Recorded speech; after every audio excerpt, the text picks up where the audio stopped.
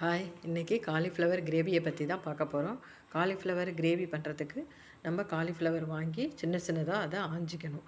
சின்ன சின்னதாக ஆஞ்சி வச்சுட்டு இப்போ அடுப்பில் தண்ணி போட்டுக்கணும். தண்ணியில் மஞ்சத்தூளும் அரை உப்பும் போட்டு ரொம்ப கொதிக்க விடாமல் தண்ணி நல்லா சூடு ஏறினோன்னே இந்த காலிஃப்ளவரை அதில் கொட்டிடணும். ஒரு 5 நிமிஷம் கொதிக்க விடுங்க. அதில் இருக்க சின்ன சின்ன பூச்சியெல்லாம் செத்து போயிடும். செத்து போனோன்னா இப்போ அதுக்கப்புறம் அதை எடுத்துக்கலாம். எடுத்து வடிகட்டி கொஞ்சம் கொஞ்சமாக எடுத்து நல்லா க்ளீனாக எடுத்து வச்சுருங்க. இப்போ அடுப்பில் வாணலில் வெங்காயம், தக்காளி, பூண்டு, பட்டை, சோம்பு எல்லாத்தையும் நல்லா வதக்கிக்கிறோம். வதக்கி இதை ஒரு பக்கம் வச்சுட்டு திரும்ப வேறு வாணல் வச்சு அதில் எண்ணெய் ஊற்றிக்கிறோம்.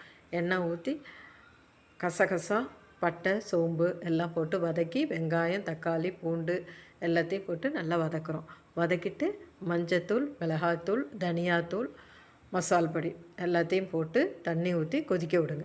கொதிக்க விட்டுட்டு நல்லா கொதித்தோன்னே காலிஃப்ளவரை அதோடு போட்டுடணும். காலிஃப்ளவர் அதோடு போட்டுட்டு நான் கொண்டக்கடலையும் சேர்த்து போட்டிருக்கேன். இன்றைக்கி வேறு தொட்டுக்கல்ல, கிரேவி மட்டும்தான்.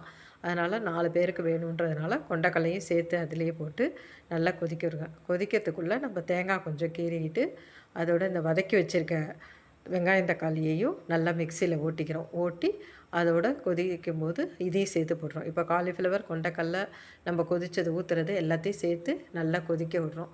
இறக்கிறதுக்கு முன்னாடி கொத்தமல்லி தழை போட்டுக்கிறோம். இப்போ ரொம்ப டேஸ்ட்டான கிரேவி ரெடி ஆகிடும். இதில் உப்பு, காரம் ஏதாவது கம்மியாக இருந்ததுன்னா நீங்கள் அதில் போட்டுக்கோங்க. வாயில் ஊற்றி பார்த்து போட்டுக்கோங்க. ரொம்பவே டேஸ்ட்டாக இருக்கும். ட்ரை பண்ணி பாருங்கள். ஓகே.